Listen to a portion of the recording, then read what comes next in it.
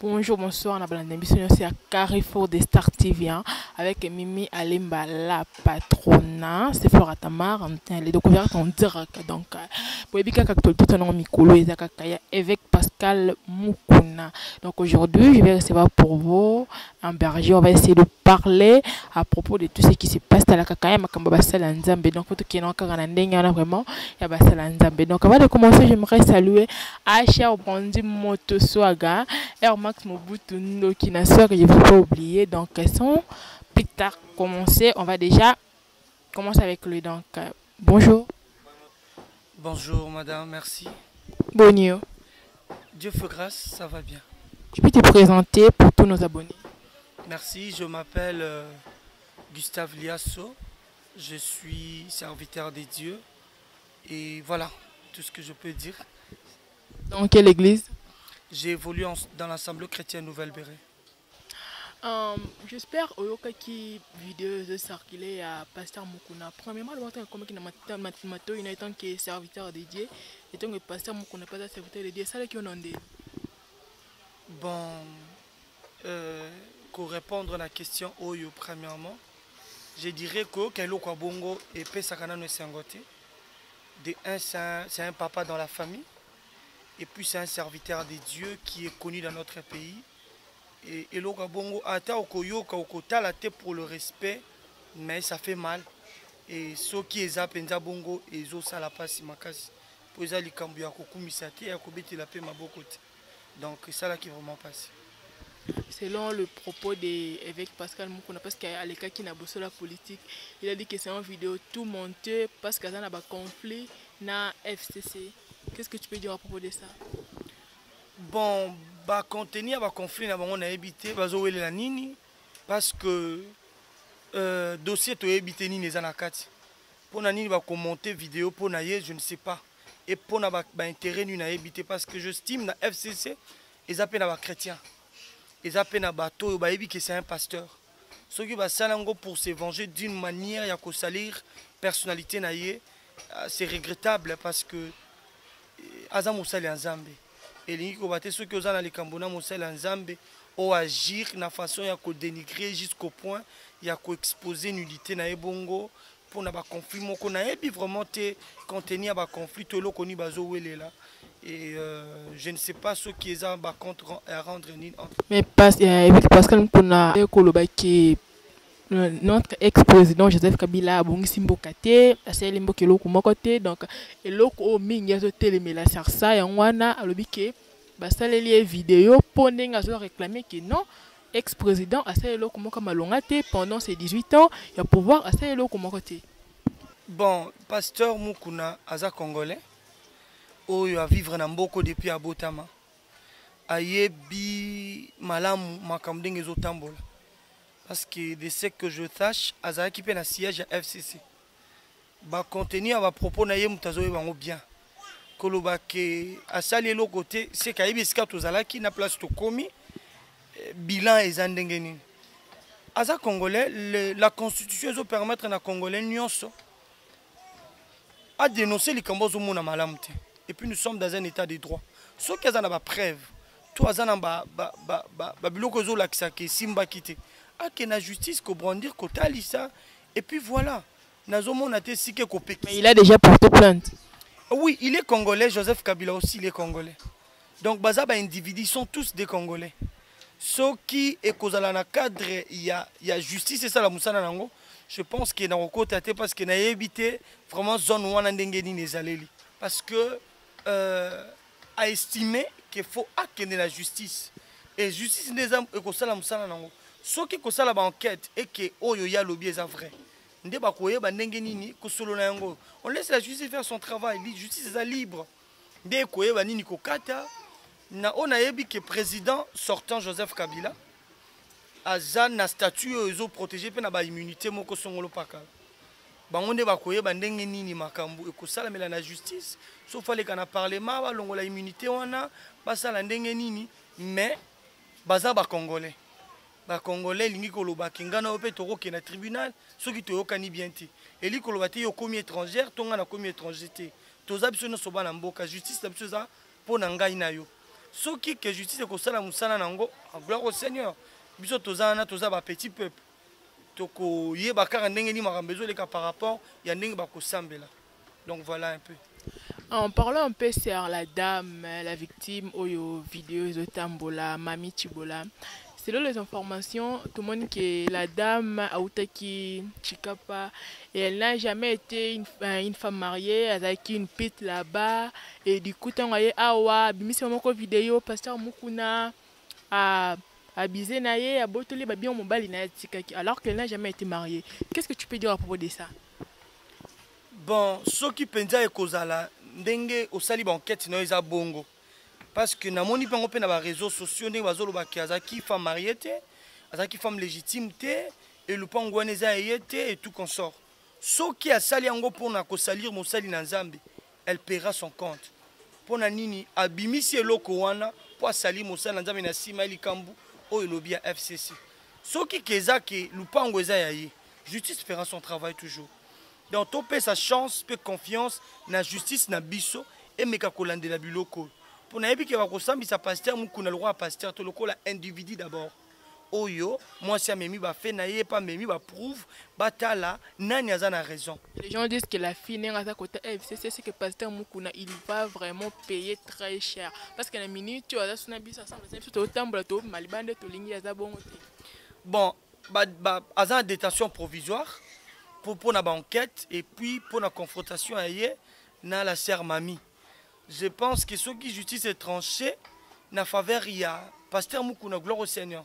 Na faveur paye à notre sœur. Bon, n'a habité ni ndorolo banakat, mais notre Dieu est juste. Bilobi que notre Dieu c'est le juste juge. Yene mtapesi maele na banzuzi basala musala wana. Ceux qui est bimis que moi si wana za na raison. Mais est-ce que vraiment c'était vraiment important que bakanga pasteur Mukuna zala nous détenu provisoirement kaka pona moi likambo wana nenge vidéo bima qu'est-ce que c'est vraiment nenge justice est vraiment important c'est bon. Bon, biso toza ba magistrat hein. Tu éviter qu'est-ce qui a poussé que ba retenir yé.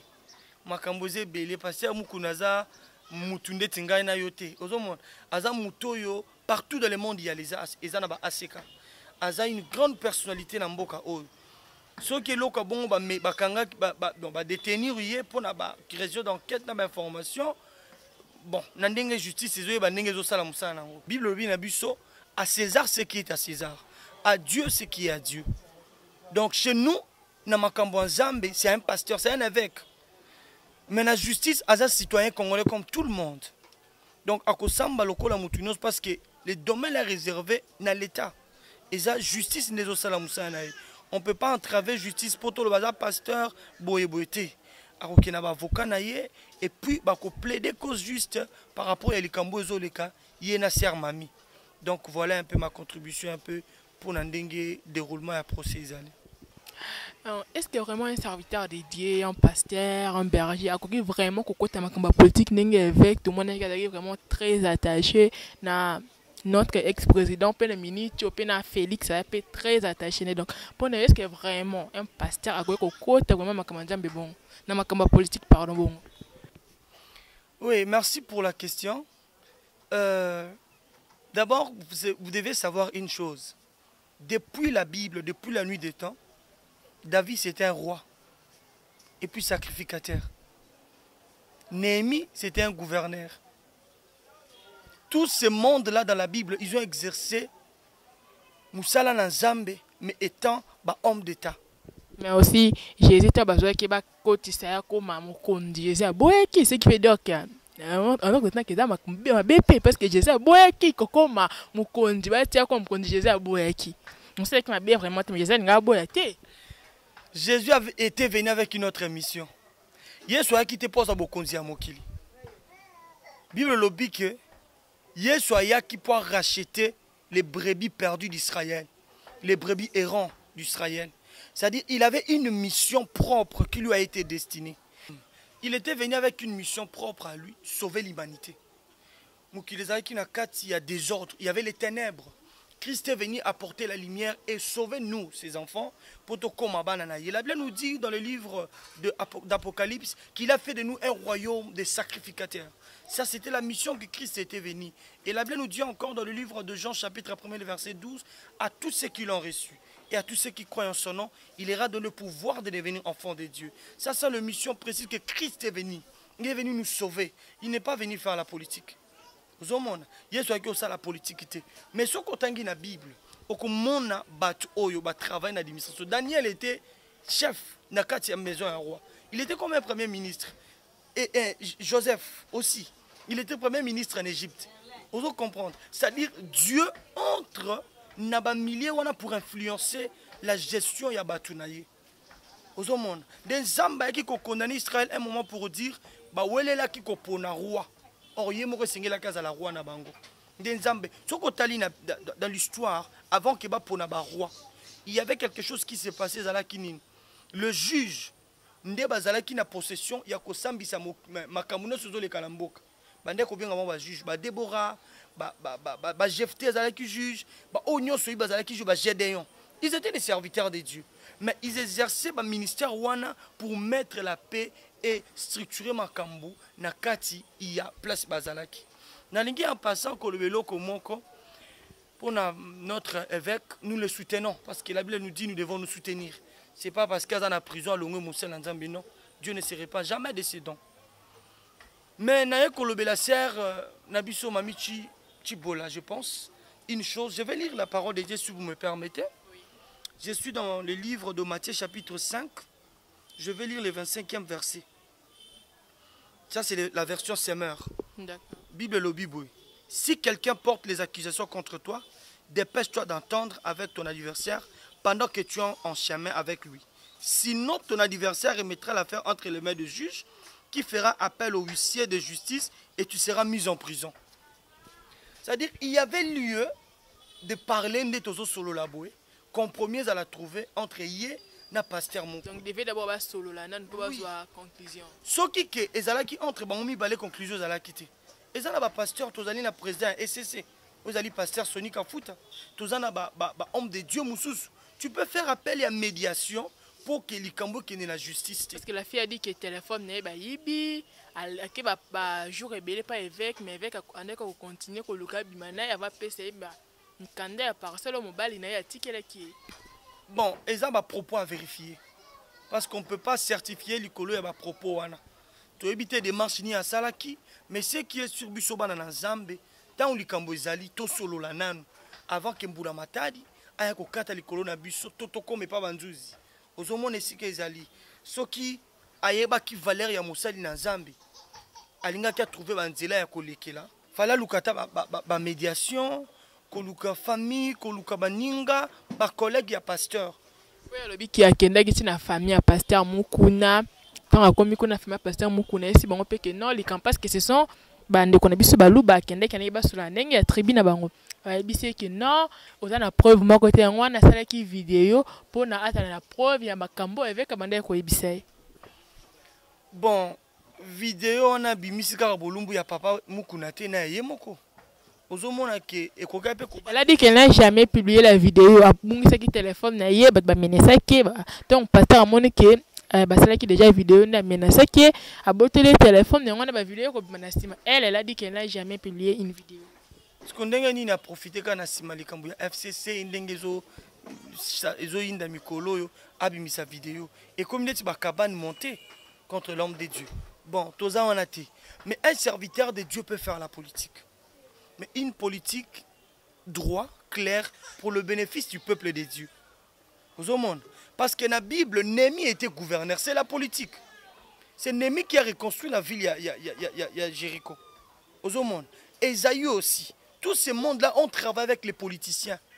Ceux qui ont fait preuve, il y a Maël et il y a Salomon. C'était parce qu'il était dans la politique. Il était roi. Sagesse naye et panzani mokili mobimba. Et l'ingolo bate gazalaki, fallait pas ça la musala wana. C'est-à-dire la politique, mais ça peut n'endenga au côté là. Et ça te au côté n'endenga amabe. Non. Pasteur Moukou, évangéliste Kizamina Kibila, il était député. Pasteur Ejiba Mampia, il était député aussi. il y a beaucoup de serviteurs de Dieu. Par la grâce de Dieu, tout le monde a un ministre, un député, et lui, il prie. Parce que nous sommes tous parce qu'au Congo, tout le monde prie. Tu comprends que quelque part, on ne peut pas dissocier cela. Parce que le peuple, les président, ils ont peuple et ensemble. Parce que mandé ici là. Alors tu dois voir l'écoute et la collaboration. Parce que il y a Bissangaï. Chef, il y a maison civile, il y a président de la République. N'est-ce pas qu'il va y avoir corps pastoral? Théodore Mougalou. Il était pasteur, il est pasteur jusqu'à présent. Mais il travaille dans la politique parce qu'il était chef, il y a maison civile, il y a chef de l'État. Et ça poste institutionnel. C'est déjà la politique. C'est-à-dire, il n'y a pas à dissocier, mais pour Nangaï, je trouve que la motivation à ça. On ne fait pas la politique pour prouver l'autre, mais on avance avec des idées pour convaincre la population et puis amener le peuple dans une certaine dimension. Il y a besoin d'atteindre la vie malade, il y a social et puis la justice. Donc voilà un peu ma contribution par rapport à cette question. Donc, restez toujours là. Donc, au moment qu'on est toujours qui est vraiment dans le sujet où il y a pasteur Mukuna. Donc, je vais vraiment déranger. Batunion, so, babonné nabiso. Donc, tous les Congolais, tout le monde a dit pasteur Mukuna. Bada vraiment dérangé. Donc, cette histoire vraiment, ils ont dérangé. Congolais, nyon, so, batunion, so, baby, évêque Pascal Mukuna. Bada vraiment dérangé. Donc, c'est pour cela, toujours continuer kakanayango. Donc, restez toujours là. Donc, on va continuer avec la question. Est-ce que Kenini conseil nini ko pesa na évêque Pascal Mukuna à propos de makambo yo ata soki lelo esili nango to komi na makambo. Conseil nini ko pesa tant qu'un serviteur de Dieu et loko nyoko lo banaye. Merci pour la question. Bon, ce que je peux dire par rapport à la question Oyo, Obengena évêque Mukuna. Évêque Pascal Mukuna. Un évêque qui a mutazo kambaba église. C'est-à-dire il a une expérience, il y a malamu Azamusal Nzambo toujours respecté bien. Il y a Moukionga na koloba ma petitesse pour nous contribuer peut-être dans conseil. D'abord nous le soutenons dans nos prières. Bible lobi nabiso dans le livre de Romains chapitre 14. Quelque part la Bible nous dit qui es-tu qui est un serviteur d'autrui? S'il tombe, son maître le relèvera. Nous croyons que ata kwa koi nzamba côté les misaï.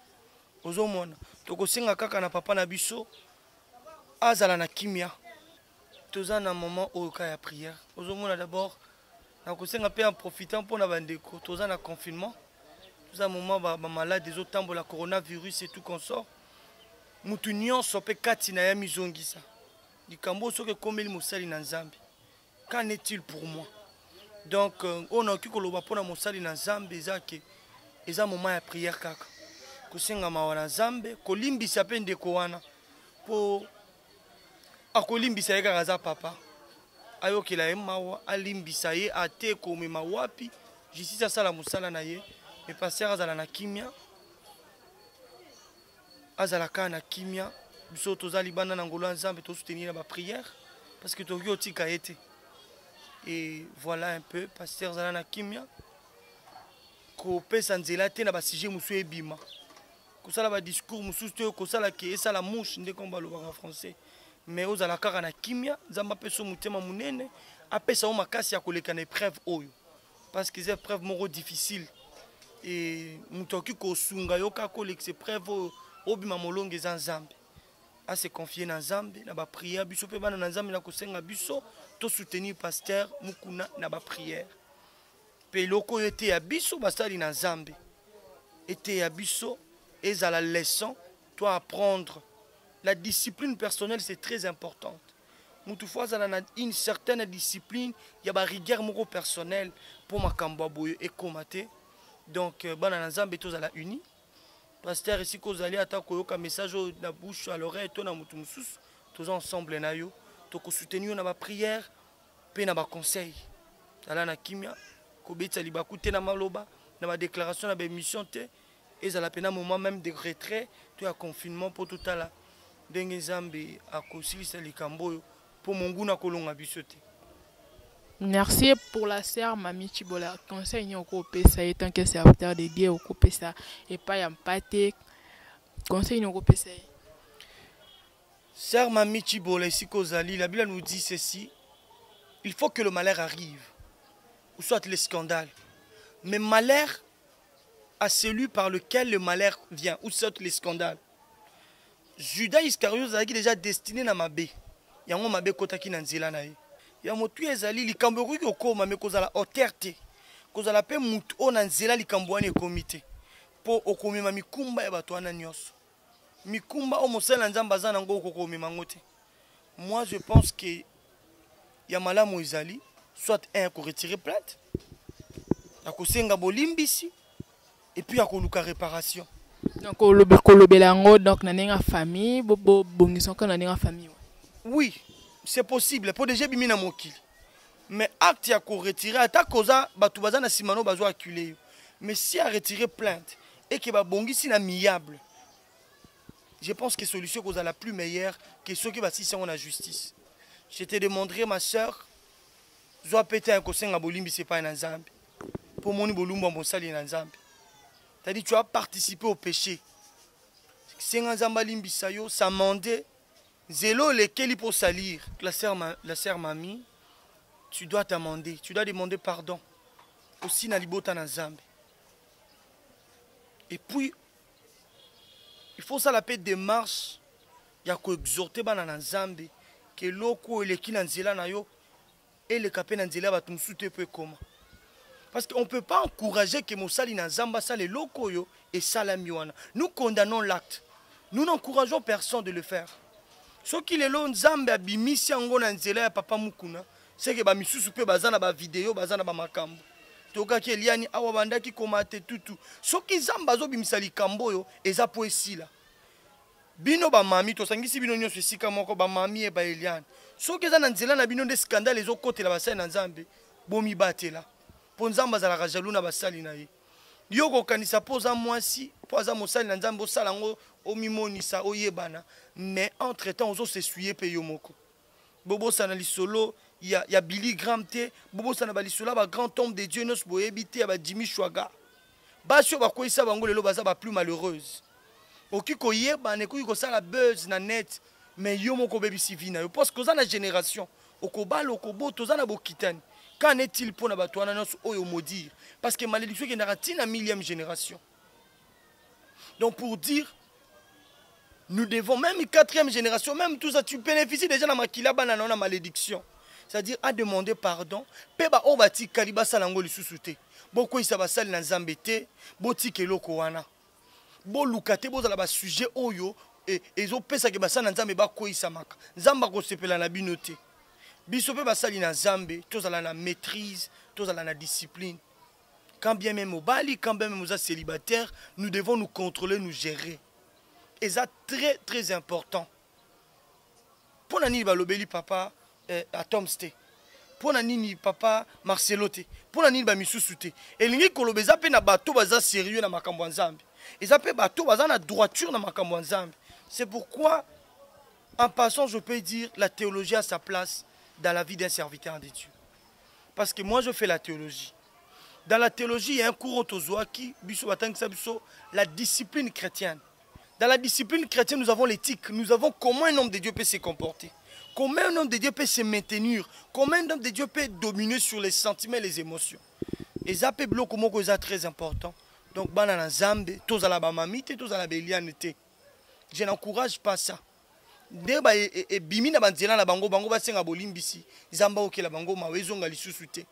Mais tous à la canal au Teban, Bassan en Zambie, Bako Isama. Bisope tous à la cadal, Toban en Zambie, Bako Isama. Ça dit tout Kanganzela, oh Satan Azuluka, qu'on fragilise l'évangile na Kati, Yamboka Congo. Je vous demande, bien-aimés dans le Seigneur, to milenge le malam ou pon Zamba Zoya. Ou ezalama ki na kukuyango zobi malapoise. Tous sous l'intérêt à continuer dans ma mauvaise pratique, dans ma mauvaise vie. Tout changer, sœur mamie. Zambé asungayo, Zamba batelayo, pe Zambé ayokilayo mawa. Et loko yo et comme les sous-souter les capés sous nanzela na yote. Donc voilà les conseils que je peux donner à tout le monde pour Nalikambo. Merci.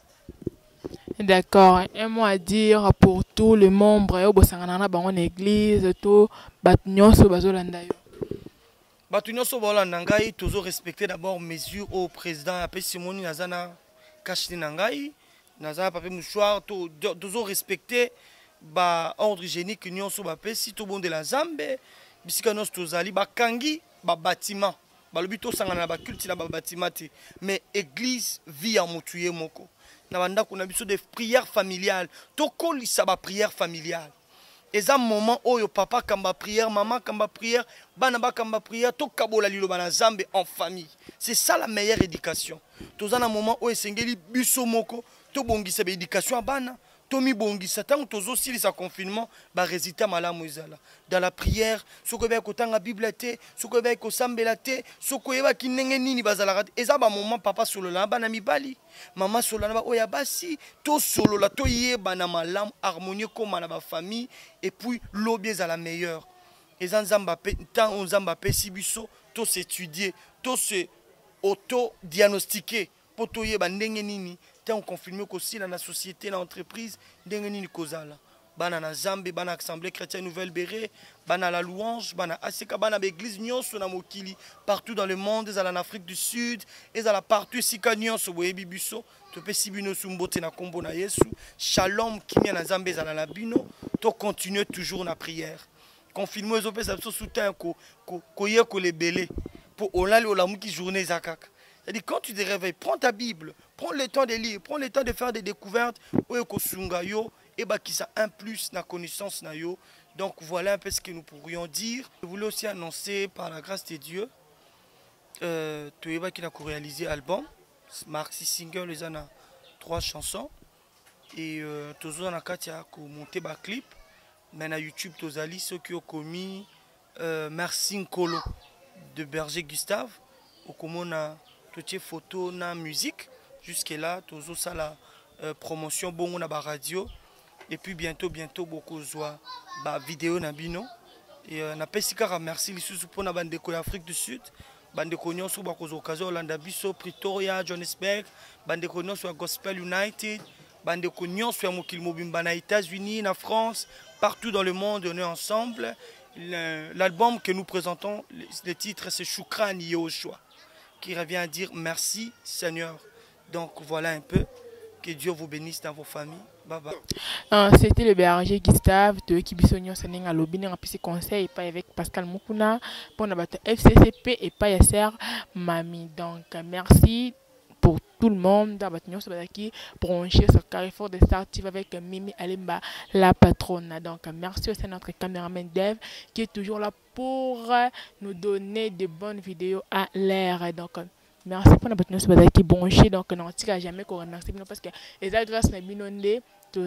Donc ma salutation à celui qu'on appelle Maïs Massamba depuis Soudafa Nabosaniote, sans oublier Acha Brandi Motoswag, Air Max Mobutu, Wonder Teko, Ndjali Grâce, donc tout le playboy de Fali Poupa, tous les écoliers de Fali Poupa, donc Bino Saninga Bino Makasi Dorlove depuis Luanda, Bimo Nangola Solo Dorlove Nabosaniote, donc tout le monde de Ningabino Makasi, restez toujours branchés sur Carrefour des Stars TV. Vous allez voir toutes de bonnes informations, des gags et des théâtres très bientôt.